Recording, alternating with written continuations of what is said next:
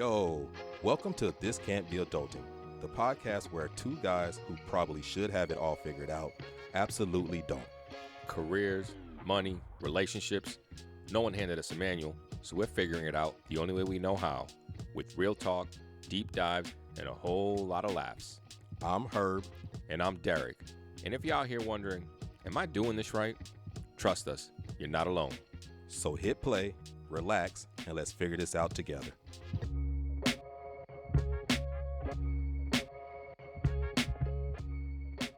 Yo, welcome back to This Can't Be Adulting, the second episode. Derek, we did it. What do you think, man? We did it, man. It's been great. Had a lot of feedback. Thank you all to took the time to watch, to subscribe, to like, to leave the comments. Shouts. It goes without saying that we're grateful. So episode 2. Beyond grateful. Before we even jump into episode 2, no, seriously, a big thanks to everybody that commented. I obviously send this the episode out to a couple of my family, friends, and we had some positive feedback, Herb. Oh, absolutely. Shout out to one of Derek's cousins. She gave some great feedback. I love her. Shout out to Tiff Eats. Go follow her on YouTube. So it's been great, and we're excited to be back here. We've got some good discussions and topics that we want to talk about today, and I think it's a good bleed in from last episode. So hopefully you guys will enjoy it. But I mean, what are your thoughts? How do you want to kick this off, Herb? Yeah, absolutely. So last week, we kind of took the time to kind of introduce everyone to ourselves, kind of talk about where we're from, kind of how Derek and I got here, the return of Choco, as you can see right here, but how we kind of got here. And today we kind of just want to pick up Derek and just kind of tell people, like, what brings us joy? What's some of our passions? Like, what do we like to do? What do we like outside of this this wonderful studio that we have here? And so that's kind of like, where we want to kick off, kind of what's some of your passions, Derek? What brings you joy? Yeah. So, I mean, that's a good question because it's one of those things that, how you always get told as a kid, and I think we touched on this on the last episode, with just respects to what you're going to do with your life. And that old hippie saying, like, just follow your passions type of a thing. Now, while I do believe that is a bit of a hippie saying, in retrospect, I wish I honestly would have listened to that when I was younger. And here's why I say this, and this is a long explanation for me to end up talking to you guys about what I like, my passion about, what I nerd out about type of things. But in reality, what I truly believe is that if we do follow our passions, or just follow something that you like to do, no matter what it is, if you're that good at it and you love doing it, you'll make money off of it. Because regardless, whenever you graduate from college and you start a job, you're not going to start off making a lot of money anyways. That's fair. So might as well start doing something you love. And I say this because I used to love soccer. I still love soccer. Yeah. I used to love playing. The issue was, and you could probably, co-sign on this as a Division I football player, I loved playing, but I hated practicing. Oh, yeah. Oh, man. Nothing worse than football. So it got to a point where it was like, knowing what I know now about life and careers and jobs, like, you're gonna have to constantly work. So I kind of sit back, and I'm not gonna say I regret this because I stay true by the saying that life happens for a reason. But man, I wish I would have stuck to soccer because I was really good at it and I was passionate about type of thing. So I might as well have stuck to that and played doing something that I actually like and do, and that I actually like and was good at rather. So just really interesting. But to answer your question, some of my passions and some of the things like I really nerd out about, and Herb, you and I have had this discussion. I hope to have a whole podcast about this, man, but I really love space, universe, astronomy, physics, quantum mechanics. Like, not to say that I know that stuff intimately, but I can speak to it a little better than maybe the common man. To me, it's just so fucking fascinating, the vastness of the universe. I was going to ask, what's the fascination? The fascination is the fact that our universe is 13.8 billion light years old, but it's actually 93 billion years large, the observable universe. What the hell does that mean? Break it down for us. That means that it would take light to travel from one end of the universe, the observable universe today, to the other end, 93 billion light years, which is insane. If y'all don't know, the speed of light is 186,000 miles per second. Yep. So imagine that. And if you turn, like, in 1 second, go around the Earth 7 times? 1 second, go around the Earth 7.5 times. Just think of it that way. The moon is 250,000 miles away from Earth. So it takes light from Earth to hit the moon about 1.5 seconds. Think about that. So let's give a further distance. How about the sun? The sun is nerd out one nerd. We got to nerd out. The sun is 93 million light years. I'm sorry, 93 million miles away.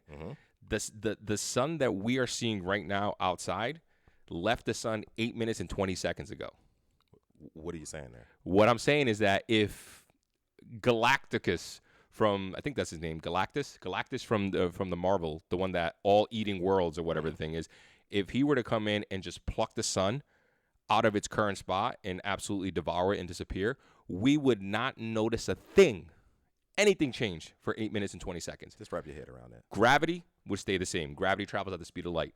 Light, obviously, the speed of light, the heat, everything. We would not notice that the sun was gone for 8 minutes and 20 seconds. We would sit here in complete bliss, not knowing anything happened. So technically, the sun would be gone right now. We wouldn't know for another 8 minutes. We don't even know.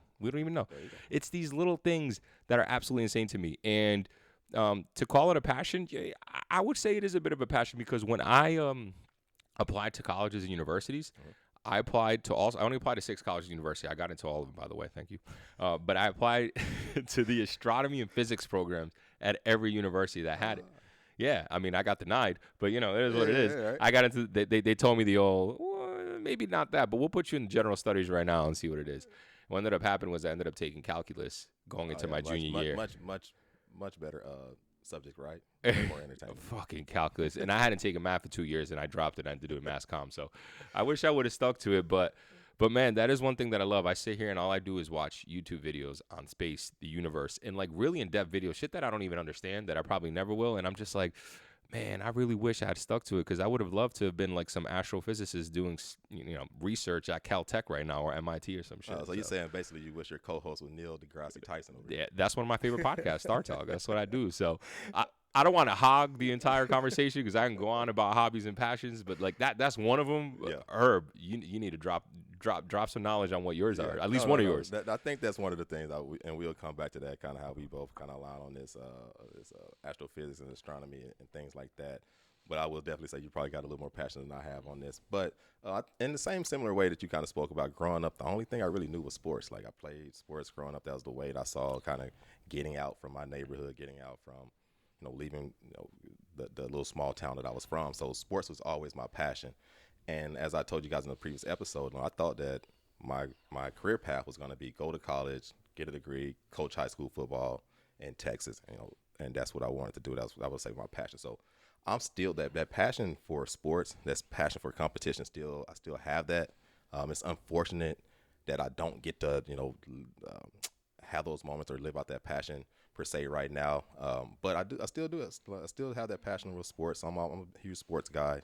I follow my team. You'll see that I'm a players guy, not a team guy. So LeBron is my lame. In Boston, we only cheer for laundry. We don't cheer for players. So if you're not on our team, we good, bro.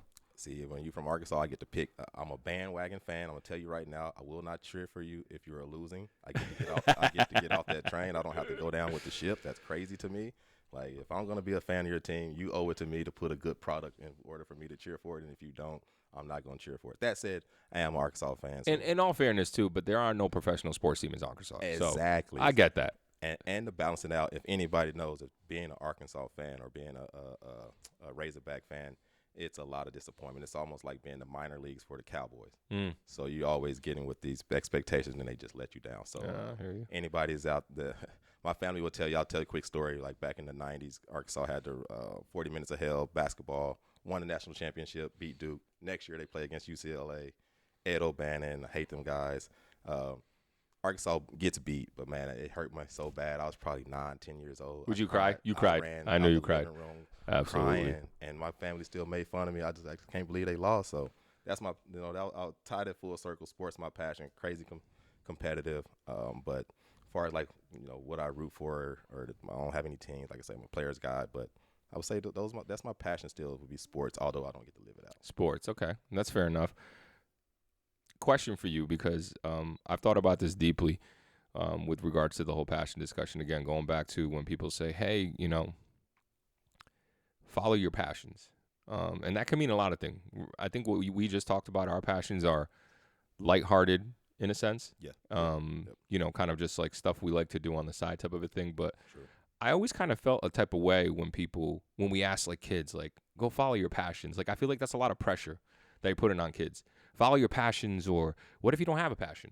Does that mean that you're not a valuable person in society? Like, does everyone have to have a passion? Like, can't you just be a human being without a passion? You just enjoy doing some things, but you're not really passionate about it. I don't know. What are your thoughts on that? I think this kind of relates to the title of this whole show, is that this can be adulting. That as you get older, you start to realize that nobody, like very few people, are living out their passion. Right, I mean, very right. few. I mean, if you talk about like entertainers, sports, maybe politicians, those type of people, but people you see working in everyday corporate America aren't living out their passions. Correct. And you're putting in, the higher you climb the ladder, the more hours you put in. So you put in 80 hours, 60 hours, 100 hours into a career that you're not passionate about. You don't have time to even pursue those passions that you have on the side anymore. So it kind of goes by the wayside. So like, as I've gotten older, I think that as an adult, it's something that you have to find maybe why you were passionate about sports. What was the passion in that, and try to find ways that you can apply that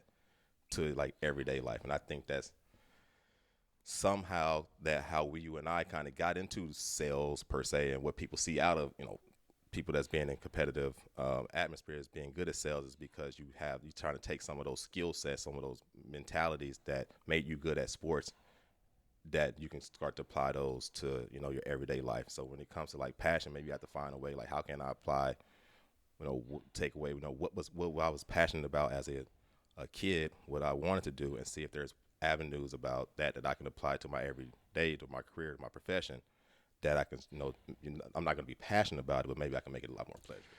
I think that's a really good point.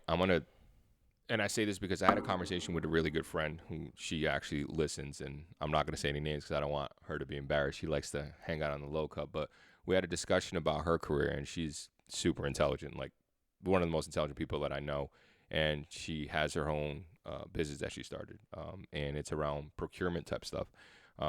And so her and I were talking one day, and I'm like, yo, like, procurement sounds so fucking boring. Like, you can't tell me you're passionate about this stuff. And she was just like, I don't need to be passionate about procurement, but what I am passionate about is helping minorities come up in the game, essentially. And her business is centered around bringing up Black, women-owned, minority businesses through the procurement aspect of it, so that they're not left behind. I'm butchering the business sense, the pitch here and her value add, but that was kind of eye-opening the way she said it. She was like, I'm finding how to bring my passion into what I do, right, and to target the communities that I want to target.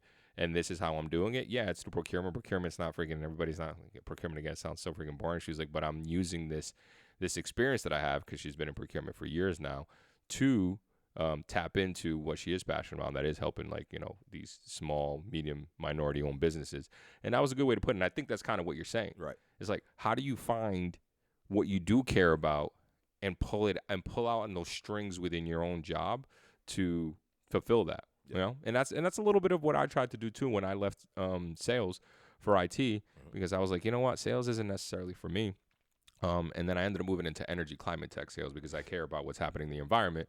And so I said, right, let me see if I can at least marry the two together. I got these sales skills. I don't necessarily like skills, but I have it. But let me at least try to sell something that I feel tugs on my heartstrings more, for lack of a better word. And, it has been helpful. I will be honest with you. Like, I do wake up less miserable than I did when I was in IT sales towards the end. I wasn't always like that in IT sales. But, like, my point is there are certainly ways, because there's following these big lofty dreams in a perfect world, and then there's reality, and how can you just meet and land in the middle? And I think that's really what adulting is. Yes. How do you find that middle space? Yeah. What are your thoughts on that? I think you hit on something there, is finding that middle space, that balance. I think, as an adult, a lot of it comes down to balance and life and moderations and things like that. So how do you find a work-life balance? How do you find like the spiritual balance? I mean, all those types of things. We're trying to find this even balance. And I think that's where it makes it so hard and so much pressure on us comes at times, is that we feel like we lost our passions, we lost our way, we don't have that balance, and everything we're doing, we're just working, and it almost feels like you're lost. Now it's great that, when you get in these opportunities, kind of how you found yourself, and you found, although you're not necessarily like sales, but you found a company that you kind of spoke to, you had a mission that you get behind, and it makes it a little less miserable, as he said, a little less miserable per se. And I think that's kind of where it's a healthy way to be able to go about it as an adult, if you can find that opportunity that blends in some level of passions that you have, and maybe some profession, and that you can fulfill, whatever your professional goals may be. And I think that may be the balance that you kind of blending those two together that you're kind of looking for. Yeah, I mean, at the end of the day, everything's about balance, which is actually a nice little segue into still touching on this topic, right? Like we're talking about the work-life balance and all that stuff here, and how we used to approach work-life balance Yes. when we were younger, right? When I met you, yeah. versus what it looks like now. So I'm curious to know what that journey was like for you and how that's changed. And to be more pointed, you and I, and again, I don't want to necessarily speak fully for you, but like we used to enjoy going out 4 days a week, right? We used to work, we used to go out, get drunk, and party, and it was a blast. And that was a way for us to balance what we would do in the day professionally, and then at night or on the weekends, shit that we used to look forward to. I would consider hobbies that we had when we were younger was going out and partying. It was a hobby. Oh yeah. How has that changed now that that you're nearing 40? I think the energy levels, and just as you get older, you just don't have that energy like you had back then. You and I had it to where you could go out 4 days a week and still get up and go to work semi-functioning, and figure that out. But we could do that nowadays. If I was to try to go out and party and then get up the next day and try to do anything productive, there's no way I couldn't do it. I'm 2 days. I'm putting me on DL for 2 days at least. If I go out. At least. So are you saying that it's not that you don't want to continue doing those things? You still find those things fun. It's that you just don't have the energy to do it. No, I think there's also been a level of evolution in wanting to do those things as well. I think the older I've gotten, the more I've gotten, I've realized like I'm more into like, I would say group activities per se, more than just going out to a bar. And I think that's something that a lot of people probably evolve into as they get older. That's why you see people like a lot of times they be like, oh, I can't believe you're somebody is 40, 45, 50, whoever, like, oh, they don't go to the club. That'll seem crazy to somebody. They'll be like, Yeah. oh, so I think that's just part of the evolution of getting older. It's like, okay, I'm leaving the club. And then you just start like, once you get older, we start talking about finances and things like that. Like you start, trying to rationalize, like makes no sense to go out to the bar and spend all this. I mean, we were spending money, and I'll speak for myself. We would go out. Speak for me too, bro. Speak for me too, every man. single night we'll spend at least 100 to 150 At bucks. least minimum. 4 days in a row, every single week, and I was not making the type of money to be doing these type of activities. So that pressure there, just rationalizing that as I got older, like looking back, like, man, that was so much money wasted on that, just doing that. That's crazy. It was nuts. It was Evolving nuts. there is definitely something that I feel like now that I've evolved, going out, those types of things I find fun are kind of have changed. How would you say? I would agree with you 100%. I have noticed that the idea of going out is just exhausting. Yes. And then comes the whole, how much money am I going to spend? I really shouldn't be dropping that much money. And then there's like a sense of like, you know what? I don't even want to put myself in the shame game the next day, right? You have this sense of shame and embarrassing because you're like, I got drunk last night and blah, blah. And quite frankly, this is why I don't really be drinking like that anymore. Mm-hmm. And you know that we used to drink like crazy before. And this is no shot at anybody that wants to drink. Like do what works best for you. But like now I probably drink like once every 4 to 6 weeks. Sometimes I'll go 3 months without it. I say sometimes like I've been doing this for a while. It just started last year. So. Hey, progress. Though. Progress. But like it feels good, you know what I mean? And shit just changes. So it's this evolution and it's this idea of growth. Which is what humanity is all about, right? What all humans are about. If you're not growing, you're staying stagnant. And so I do think it's interesting, and it just happens, and you don't even realize it until you sit and have a conversation about it. You're like, oh shit, like, damn, like we used to do this, and here we are not doing this. After a long week of work, of doing productive and everything you want to do, what's your perfect Friday night look like? Man, okay, that's a good question there. I would love it to be fall. I want it to be football season. That way, it takes a lot of pressure off of what I'm going to what's going to entertain me over the course of the next 48 hours. So get off Friday. I'm an old-fashioned guy. Let's just have a good old-fashioned, just decompress from the week for a little bit, take a little moment there. And then, honestly, I can just hang out, have the friends over. I'm a bit huge into, like, just hanging out with the friends, playing games, just being around people that I enjoy. And I think as I gotten older, that's that's the perfect ideal Friday night for me. And then the rest of the weekend, man, I just want to watch football and just hang out and have a good time. Like it ain't. I'm very simple man.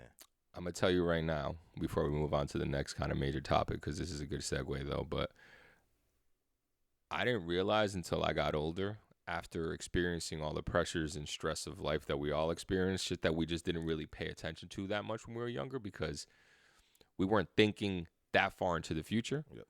Would you agree that we were thinking this weekend, the next vacation? Absolutely. And now that there's so much pressures to be like worrying about being productive, planning for the future and saving money, how good does it feel when you don't have to do anything?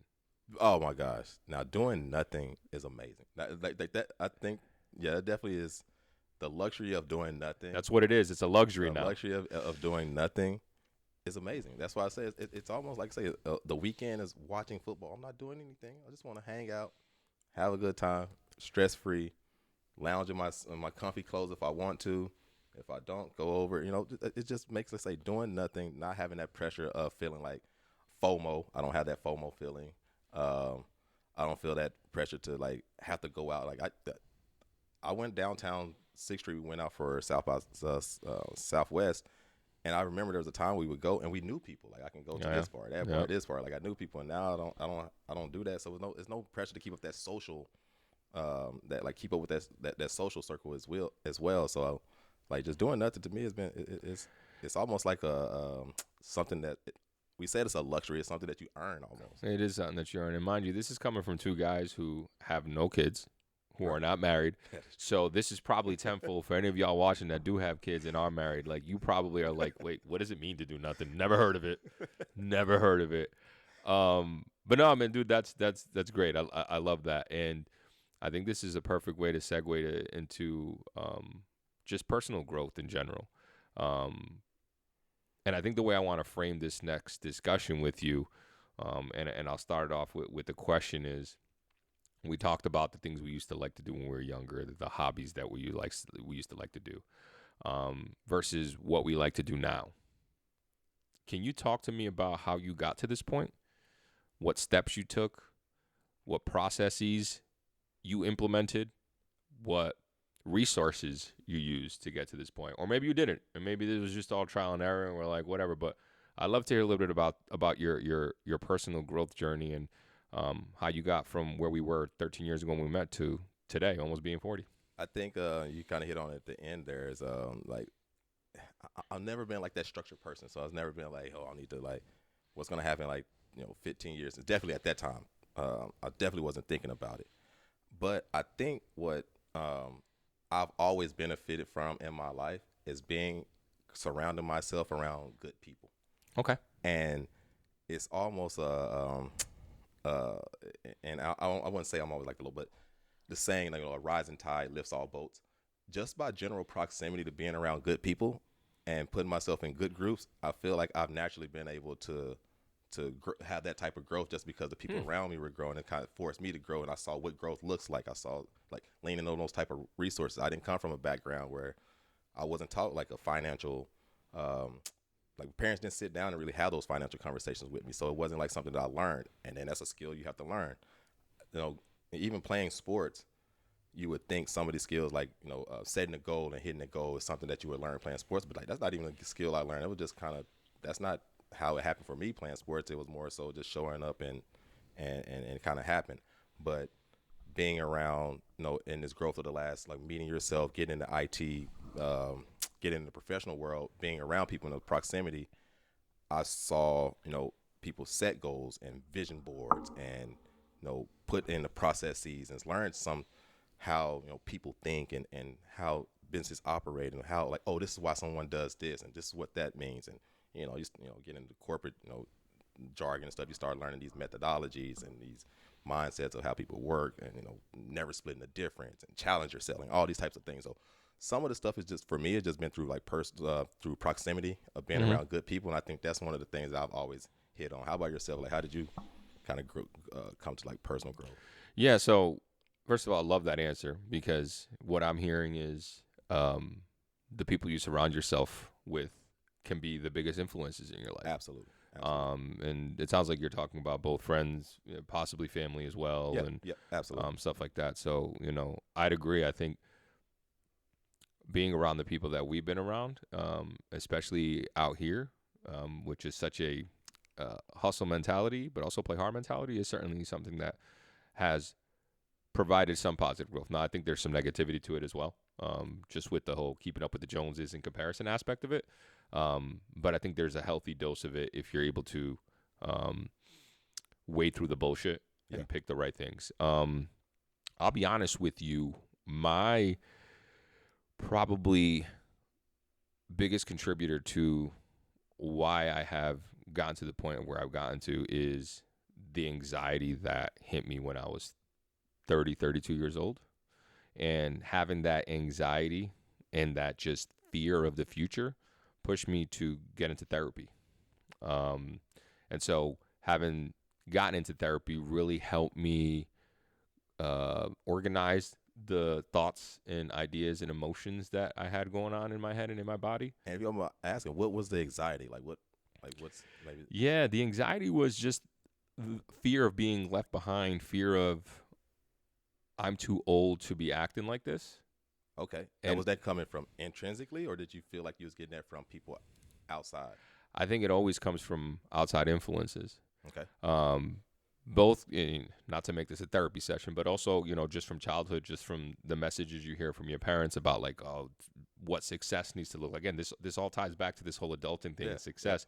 But I think also seeing people around you keeping up with the Joneses. So again, it was, how should I say? I don't want to necessarily say that what everyone was doing was the right thing to do. Yeah. But it did give me a level of anxiety, whether that was good or bad. I think there was some good to it, but I also think there's some negative to it because anxiety is just one of those things. But being in therapy helped me and has helped me organize those thoughts, rationalize a little better, and cope with it. And that's been huge on my journey. And through therapy, I will say another mechanism that's been really helpful is my meditation practice. And just more than even meditation is mindfulness. I think, man, if there's one thing that is so true is that so many people, particularly adults, lack self-awareness and any sort of mindfulness. It's mind-boggling. With just a little bit of mindfulness and self-awareness, it'll go such a long way. Can I ask you something on there to flip on that? When you say that, it reminds me of working in corporate America. And especially working on the sales aspect of it. And I could think of a friend specifically. He has no self-awareness. He has there's no shame to him. There's not really a lot of, I don't say he doesn't lack empathy per se, but he just has no self-awareness, and he's just doing him. And it works so well in sales that it almost feels like it affirms that type of mentality per se, and you getting success from that. You see people that get success from doing that, and we start talking about keeping up with the Joneses. Do you ever feel like, dang, I wish I had more of that in me if I could be? 100%. 100%. I think that all the time. It's a balancing act because you have to be confident and you have to have a level of not worrying so much about what other people think about you. But it's a fine line between caring and worrying. Okay. You should always care about what certain people think about you, close people. And again, caring is very different from worrying. Yep. When you cross that line about worrying, you're in a whole different ballgame. All right. And again, I'm not no therapist. This is just what I've learned and through all the mindfulness. If you're good with yourself and you know that you're a good person and you have good intentions, you can let go of all that worrying. The problem is those people can also easily look in the mirror and they could be narcissistic people, right? They can essentially be the same person. So it's like, which person is it? So it's a dangerous thing. And also we live in a society that rewards that type of behavior. We live in a society that's money hungry. Look who we got in office right now. He don't give a fuck what nobody thinks. That dude has no self-awareness. None whatsoever. Very no empathy, no Very nothing. So you know, and he's been rewarded for that his entire life. He's been enabled. This country rewards people who just don't care, who bulldoze through everything, hurt people, kill people possibly in the sense of systemic. I don't necessarily mean interpersonal violence. So it's a fine line you have to tiptoe around Yeah. or tiptoe on. It really is. But again, when you have positive self-awareness, because this person, like you said, doesn't have self-awareness. It's a self-awareness to be successful though, very successful, crazy successful. Well, again, what does success mean? You know what? You're right. You are absolutely right. That right. Successful in the sense of the corporate term for it. And so Herb and I have had this discussion, this debate before. As you can tell, Herb and I, are mainly on the same page in a lot of things. But we said it in the first episode. There are things that we do disagree on, and one of the things that I disagree with Herb on is when we do talk about this thing is also the level of or the difference between confidence, which you need to be successful in whatever way you want to define success. You have to have a very positive level of confidence. But then you got cockiness, then you got arrogance, then you got lack of empathy. And we talk about this. I was talking to Herb about this around athletes and how I can't stand how certain athletes just it's just insane. But Herb's like, well, they need to be like that. That's the only way they got to that level to be that great.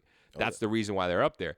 And while I do understand that, I don't think that needs to be the rule. I think that we've just rewarded that and we've accepted as that being the only way. But it doesn't necessarily need to be that way. And certainly there's also athletes that are less cocky than others, but all of them have an overconfidence for sure.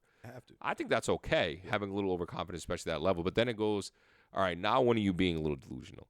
Now when are you, because a lot of these athletes, and again, we're going off on a tangent, I'm sorry, but I do want to touch on this. A lot of these athletes, because they're so confident in their own abilities of where they're professional, they think that they can do other things that they're not professionals in, and they can do it in the same level of and that's what fucking that pisses me off. That's just like, all right, bro, have some self-awareness. I don't know, but I'm gonna throw that at you. All right, here's the rebuttal we will have. This is my debate we will have here. Is that you do have to just think about, we're talking about like, and we're saying like high level athletes that say on a professional level, or even just make it to like, a D1 level that you even made it to, or that we both made it to. You're one in hundreds of thousands to get to, NCAA level. You're one in a million to get to play professionally in any, high level sport here. Therefore, in order for you to even believe that you can make it to that, you have to be delusional.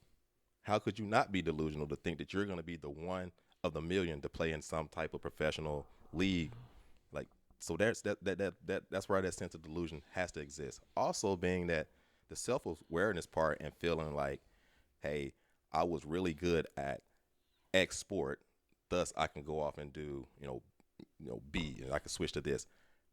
It ain't necessarily that I was good at X sport that makes me feel like I can go off and do this. It's the fact that the only thing I've ever tried to do in my life is sports.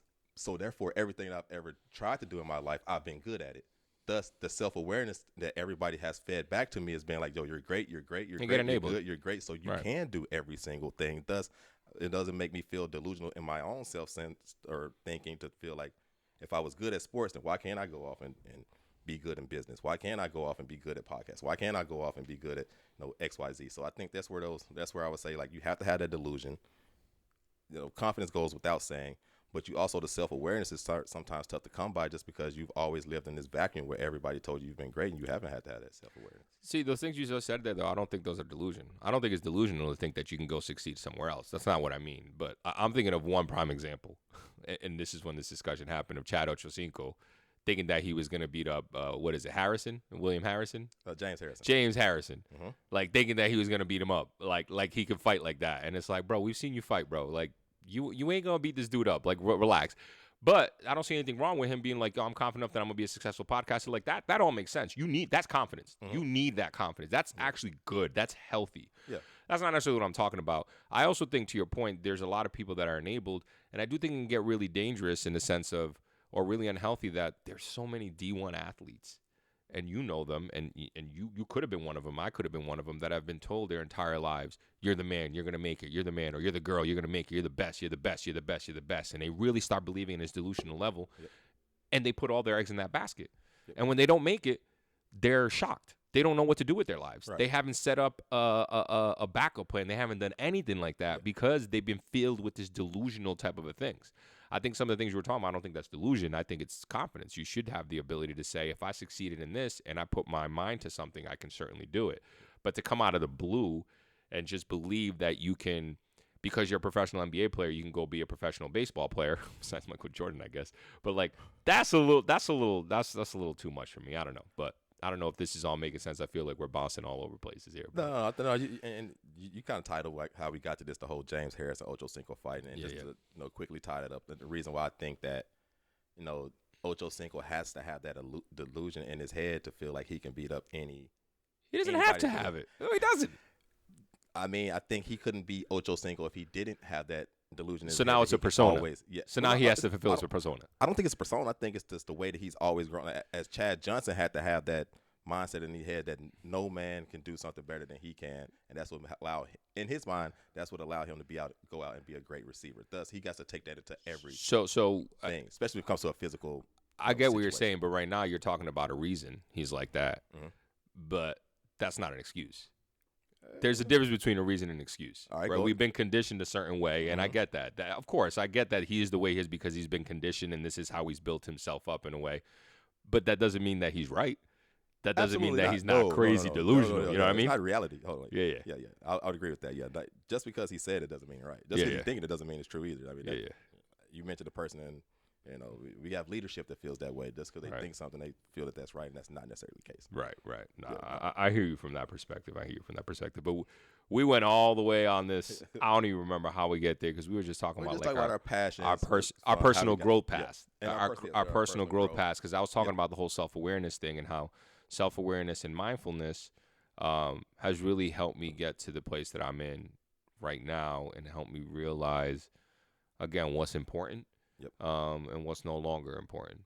Whether that's good or bad, for me, it's better. And whether that's everyone's path, I'm not saying that's everyone's path. But like I said, I think therapy has really helped me, and this whole meditation, mindfulness, awareness stuff is definitely now growing up.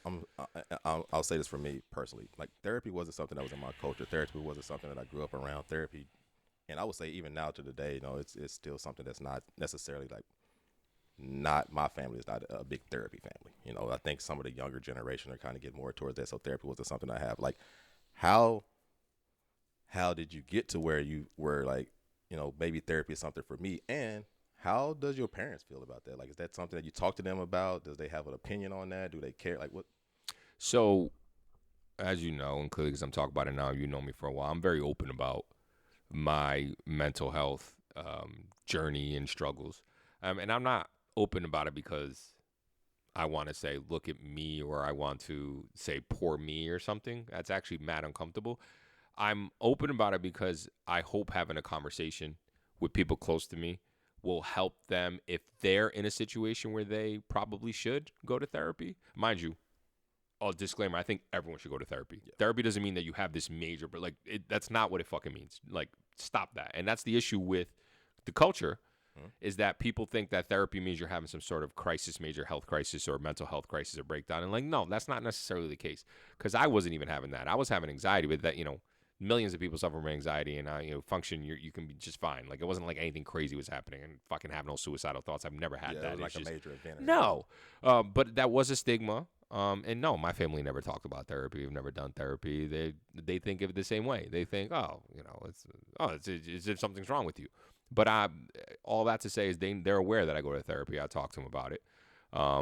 They're okay with it, I suppose, but they're not like, I think they think that I am this sad, decrepit, anxious guy, and like it is what it is. They're gonna believe what they're gonna believe. Like my parents ain't gonna change, man, and it's crazy. So I just gotta let that be. Yeah. But yeah, it wasn't something in the household that was talked about. It wasn't anything like that. I came to it because I left home pretty much after college. Yep. And I was on my own, and I was able to explore and understand the way the world is. I came home after graduation for 6 months, 4 months, and then I moved, and then I was home for 2.5 years, and that was it. But like the fact that I was able to leave the nest, for lack of a better word, helped me really formulate my own opinions, go do my own education and research on things, and it helped me realize like, therapy is not a bad thing. And therapy is a good thing, and I'm feeling a level of anxiety, a level of stress that I just would like to talk to somebody about to help me kind of essentially cope with it in a better way. So yeah, that's kind of what I feel. And like I said, I think everybody should go to therapy, to be quite frank. No, I'm with you there. And like I said, I grew up, and it's not something I grew up in my culture. I've done a couple therapy sessions over the years. I definitely something I would like to do more of. And I think you said it perfectly. Is that it's not something that something's wrong per se. It's just I think it's great to go in and speak to a professional about the thoughts that you have Yeah.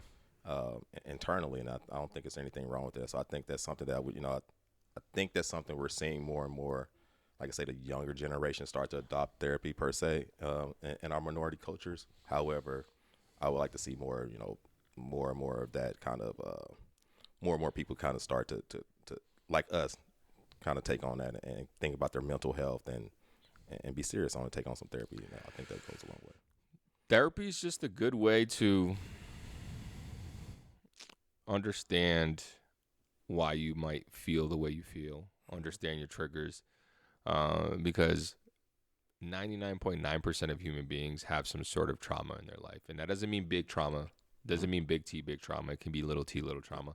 Little things that you just don't remember or you don't even realize until you speak to like a professional that can help you kind of wade through the bullshit. And then you're like, oh, like I had a therapy session this week and something clicked on it where I was like, oh, this is why I'm feeling this way. Like, this is why I have so much aversion to this is based off of a conversation or something, someone when I was younger had said that I didn't realize really impacted me in a certain way. Yeah. And I think there's liberation behind that. Yeah. Because a lot of times we sit there and I guess I'll speak for myself. I don't speak to everyone, but I feel like maybe a lot of people might feel like this, where you're just like, there's certain quirks about you or certain triggers, and you're like, why? Like, why the fuck am I like this? Yeah. Yeah. And then so being able to understand at least why, it kind of takes the weight off of your shoulders a little bit. Yeah. I don't know if you've ever felt that, Absolutely. if you've ever experienced that. No. I'll definitely characterize myself to have some a weird. Like, I'm gonna say this in a positive way. Like, I found myself to be weird in time. Like, I'm fucking weird as shit. Absolutely. I think I've embraced it, understanding like my weirdness.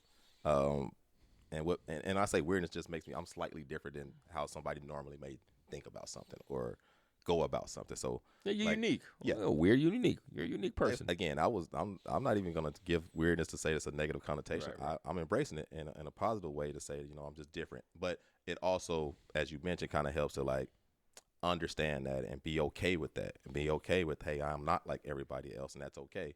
And understanding maybe, like I say, just embracing that, and also seeing. I think that understanding that you're not like everyone else also helps you to see that everyone else isn't like you, and like you're going through the same thing. You're thinking that you're quirky or something, and you maybe think you're weird. I'm thinking like, no, I understand that his quirks doesn't mean he's weird. He just has, he's just not like me, or just something different. So I think it goes both ways. It almost plays a two-sided, attacking it from both sides. Whereas you get an understanding of like it's okay to embrace your quirks, but it also gives you the mindset that you can also accept someone else's quirks per se.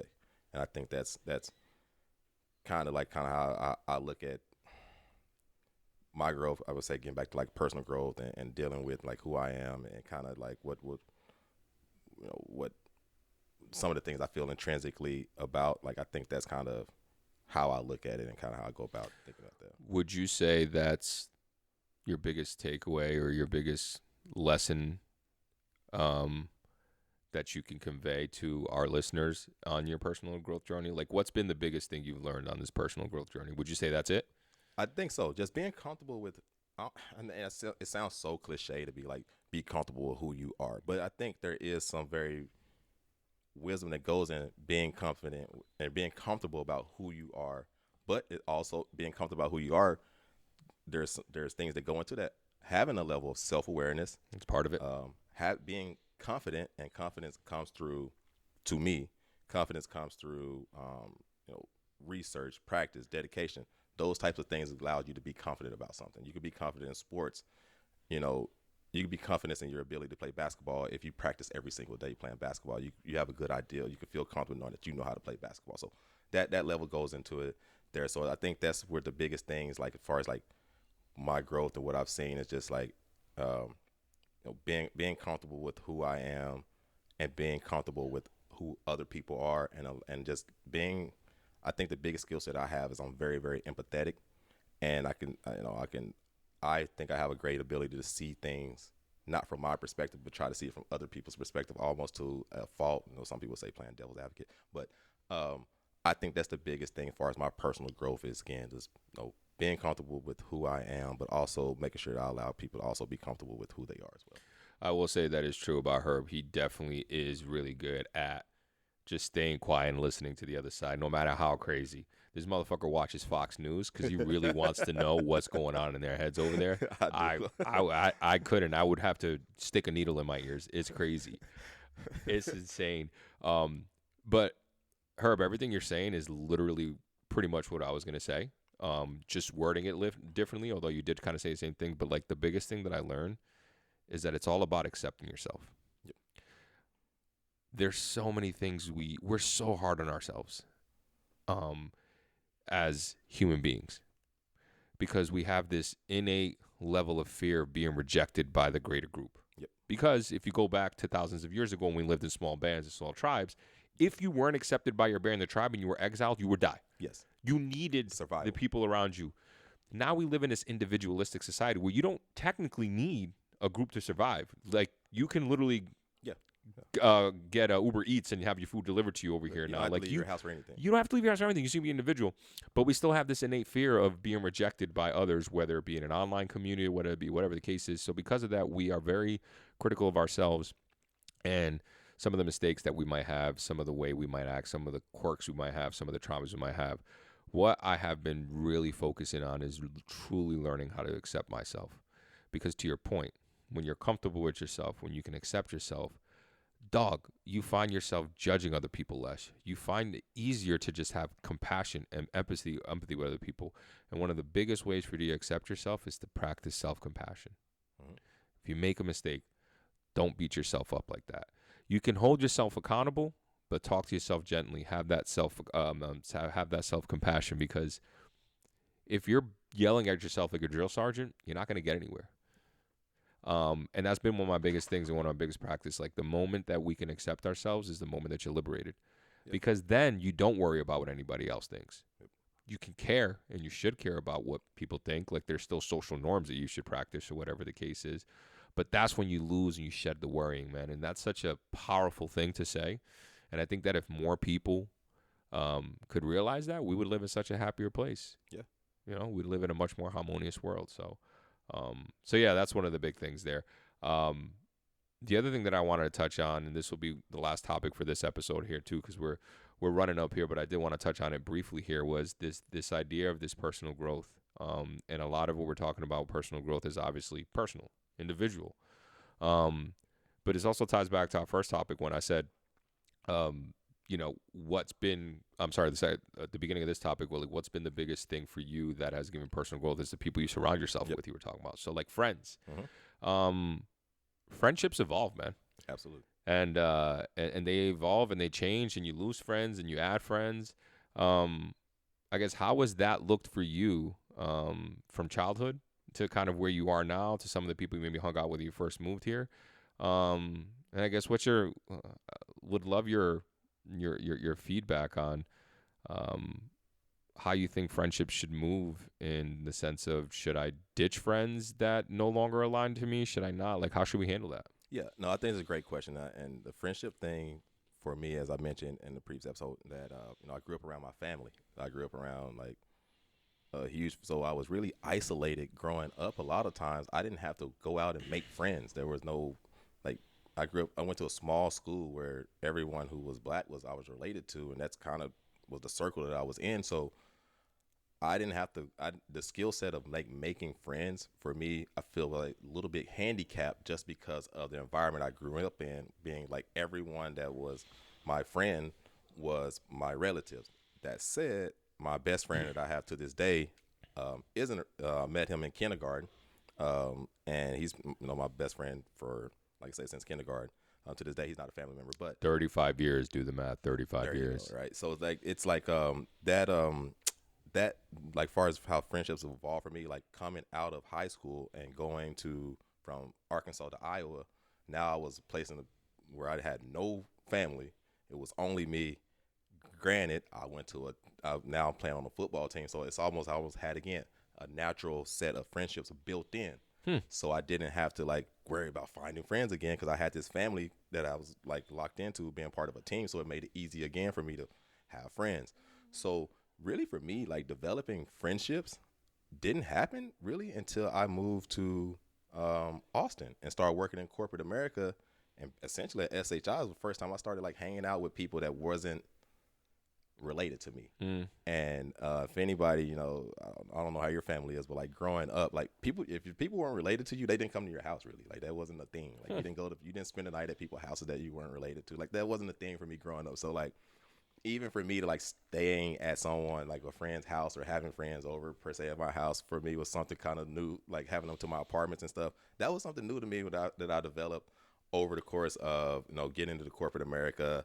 And then that for me, I feel like that's part of going back to like why I feel like I'm weird sometimes. I feel like in friend groups, I don't understand the natural dynamics of friends. I can almost take them for granted just because growing up, I never lost friends because they were family members. So I never had to go about like trying to maintain a friendship with somebody or the pressure of like, you know, like again, just maintaining that friendships, it was naturally built in. So I didn't have those. Sometimes I even lack those skills now. And if anybody's been my friend out here, that people say I'll probably flake a little bit. Not her. But it came from like just growing up. I didn't, you know, if I didn't want to go to someone or didn't do some event, I didn't worry about it. I just didn't do it. And it wasn't looking at flaking. You just didn't go, like whatever. It was that. So like some of the friendship skills that I've had to develop and learn as an adult, I feel like just growing up, I was a little bit handicapped. So it is something that comes second nature. And I have to like be cognizant of, you know, being of the effort it takes to put into making friendships, you know, the level of reaching out and having to be like intentional with my friendships. And that's something that I, you know, full circle that I think got us here today is that I've been really great at just naturally, you know, I will talk to anybody. So for whatever reason, I think a lot of people maybe just gravitate towards that. And it made me, you know, I'm very, you know, I've tried to make it really easy to speak with people. So that's kind of how I've always tried to play my role within friend groups, is being somebody that people can speak with openly and know that I'm not going to judge you. Like you can't tell me nothing that's going to be too crazy, or you can't say something that's too weird. And I'm a ride friend. Like I'll go bury the body. Like, you know, I'm you know, I got some issues probably. But speaking of traumas, but like friendships for me now that I've gotten older, you know, I'll give you, and I'll let you kind of jump in here, but just kind of how I've gotten to like how I looked at friendships and kind of some of the like growing up again, I just had a real handicap because I wasn't in situations where I had to develop friendships, and that's why like I have the one friend I have from forever, but like growing up, I don't have like a whole bunch of friends growing up. Like that wasn't my thing. But now we're here, and you know, I think of as a great friend and something I look at having, you know, for lifetime. But I also will say this quick, and I'll tie this up, is that I also don't think friendships have to last forever. Agreed. Or relationships, or even anything. I'm a big believer in it could just be a chapter in a life. Yeah. Like your life is a huge novel, hopefully. And maybe that person is just meant to be a chapter in the life. Maybe that friendship, and you could benefit from that. And there's stuff to take away from that. And it doesn't have to be, you know, some negative, like, oh, we're not friends, or, you know. It don't got to be a big blowout or some shit. Yeah, or like, oh, they're too good for me, or these types of things. Just like, hey, we went different places, but we had a great moment in time in that point, and that's okay. People can be okay with that. So I say all that to say, you know, I just tie up the whole friendship thing again. Like, it's just nowadays, I'm just having to be a little bit more effort, and as far as the friendships I find, luckily I've been really great to work at some great places that put me around some people that have been amazing. And I was able to develop strong friendships and strong friend groups that, you know, led us to here today. So a couple things I want to touch on there. I did not see that turn that you took with respect to why you treated certain friendships a certain way, because you were never taught how to actually maintain friendships, because most of your friendships were family. Yep. So family's always family. They're always going to be there. Yep. So if I'm just not going to go, I don't really need to hit you up and let you know that I'll go. That's super interesting, intriguing that you did that deep dive and understood that, because it makes a lot of sense, because Herb has flaked a lot sometimes in the past. He's actually gotten a lot better. So you really acknowledge it. Growth. But yeah, growth. But it makes sense why Herb don't be answering my text sometimes. Yeah. But also growth from my perspective. This goes back to if you want people to accept you for who you are, you got to accept them for who they are. And so it took me a while because, I would beef shit up with Herb. Like I would get mad at Herb when he would like be late as fuck and like not like, I'm like, dog, you disrespecting people's time. Yep. But I've learned to understand that Herb isn't trying to disrespect nobody's time. Herb is Herb. And he's actually gotten much better with time. But like, once you're able to accept that there is no maliciousness, and then in reality, you're just like, is this really harming anyone? And it's like, no, it really isn't. Like that, I've been able to learn, and you definitely helped me out with that. But it is interesting, like you mentioned, that is the reason why the whole maintaining friendship was difficult for you for a while because you weren't cut from that cloth. You were never taught that. That's really cool. I actually love that. I love now knowing that and hearing that from you. It's super interesting. Because to me, when you were talking about like, I've never really had to make friends, I'm like, bro, you're the most personable person ever. Like everybody talk. Herb will talk to a fucking wall, and that's the biggest cliche in the world. But like Herb's a very easy guy. He'll go out, he'll talk to he'll start conversations. So when you were going down that path, we're like, I've never really had to make friends. I thought you were gonna say like, I don't know how to make friends, and I'm like, bro, you know how to make friends, but that's not the path you were going down. Now I understand that. But yeah, that some of the things you mentioned, like that's super true. Like maintaining friendships are really hard. Yes. And so for me, it's about now understanding what friendships are worth maintaining. And that sounds harsh because when I say worth, it's like, some friendships aren't worth maintaining. But to your point, we outgrow certain friendships. And, dude, life comes at us fast, and we all got our own shit to do. So I'm usually the type of guy, especially as I've got older, that, like, if I know you're my boy or you're a really good friend and I don't hear from you in 6 months, like, it's cool. Especially if we don't live in the same place. Like, I'm not going to get mad at you. I'm like that with a lot of my family, too. Like, you've already proven yourself to me that you're a good friend. Like, we're good. Like, you don't need to, like, I got 4, we'll call it 5 really, really, really, really good friends, my best friends back in Rhode Island. One of them I talk to on a weekly basis. I'm going on vacation with him, actually, on Tuesday. The other 4... another one I talk to maybe once a week, once every 2 weeks, and the other 2 maybe like a couple times a month, and that's okay. But they're like my best friends. And I don't see anything wrong with that. I have friendships that I had in high school, like my best friend in high school, who I don't talk to anymore. But if I see him, it's all love. Yeah. There was no beef. There was nothing happening. That like we outgrew. He went his path. I went down my path. Yeah. I left. I don't really talk to anybody from high school. I talked to maybe 2 people. One of them was my best friend, Manny, and one of them was a really good friend, Kem, and her brother, Kyle.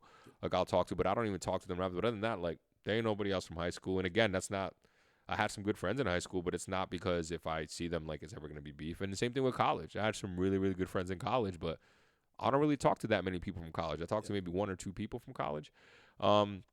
And so, yeah, friendships evolve. I even think some of the friendships that we've been a part of, like, we used to hang out all the time. Yeah, yes. We used to hang out all the time. We used to be a crew of us always hanging out. And then, like, it's not even that we're not friends or that we don't love each other anymore from that perspective, but, like, we all got our own lives. Yeah.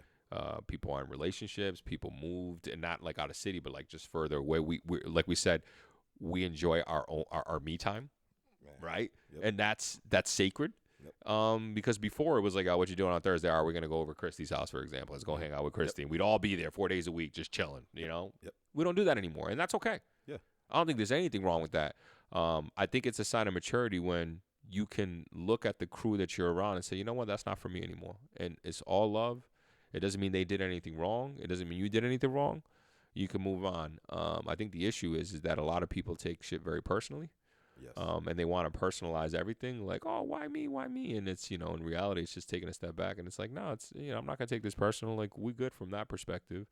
So, yeah, I think adult friendships can be a little bit difficult, especially after a long one to be like, yo, we're going to move our separate ways. Like, do you have to do a breakup? Do you have to, yeah, proximity definitely plays a key. Yeah, proximity. So I don't know. So that's my two cents on that. I was gonna say as far as like proximity definitely plays a part into being a friend and things like that. But like even getting older, as we've gotten older and we see each other a little bit less, and that's why I think we also get into why like maintaining friendships as you get older are a little bit more difficult, just because you have to be so intentional in the effort that you put in to hang out. Like before, like how we met, like it was very easy for us to be able to hang out Monday to all these days because A, we work together, we all in the same office building. True.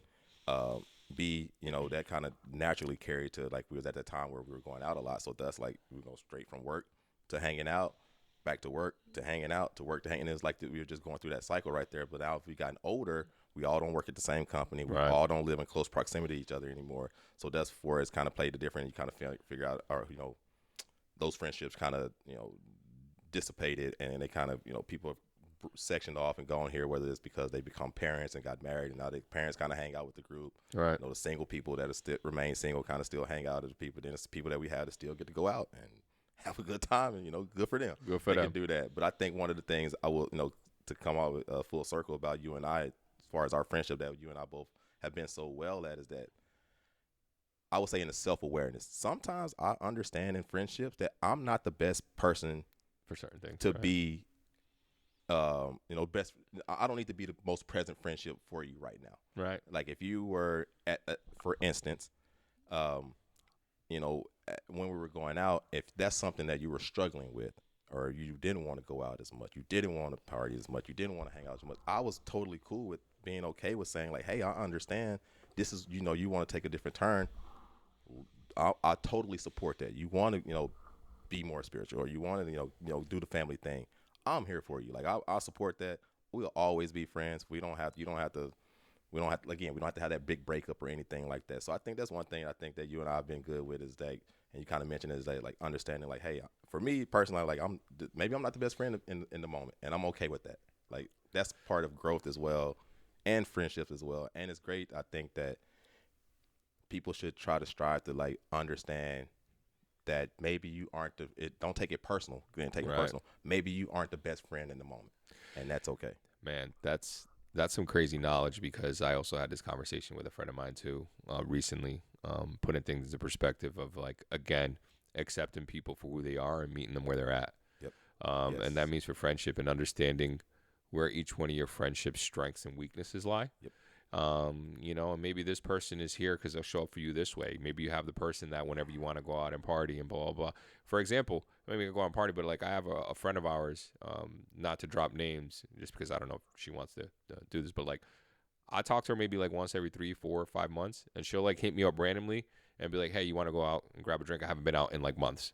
And like she knows that she can hit me up every 3, 4 months to do that. Yep. And I'm always going to be like, yeah, let's do that. And we go, and I was out with her last weekend, and it was like super chill. Yeah. But we don't talk often. It's just that we catch up when we're there. We call about life, and like that's how I see her too. Once in a while, if I want to go out, no one wants to do anything, I'm like, yo, meet up, and we'll go out for a couple hours. And like just knowing where people lie and understanding that, and being okay with that is super important too. And being like, oh, this person, I know I can count on this person. I know I can count on her, but if I have to bury a body in the backyard, bet I'm gonna hit him up.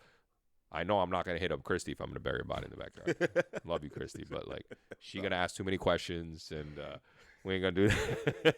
You know what I mean? But like there's certain folks that the deal. So yeah, super interesting. That's a great topic, because the whole adult friendship stuff is interesting. But yo, let's wrap some things up here. We've gone a little over our hour slotted. I hope you guys are still watching and listening. We can tend to ramble, but as always, we do a little segment at the end. As always, our one episode. Where each of us bestows upon the audience a little nugget of knowledge that they want to bestow, or something they want to get off their chest, right? Just because this is our show and this is what we want to do, right? You know what I mean? So, Herb, is there something that you want to teach us? Is there something you want to get off your chest? Like, talk to me. Yeah, and I think, part of it, as we say in the show opening, we're going to have some fun. We're going to be some laughs here along the way. It's not always going to seem like some, I don't want to say like we're some advice or a therapy session per se, but one of the things I always, we talk about some of the things that we learned as an adult thing, or some of the things we want to get off our mind. And one of the things that I learned this week, or that really caught my attention, and I'm very tied up in like the human psychology, how we think, just all those type of things. So I get into a lot of the Malcolm Gladwell books. Skip it on the Turning Point. Yep. I got that book downstairs. That's my next read, actually.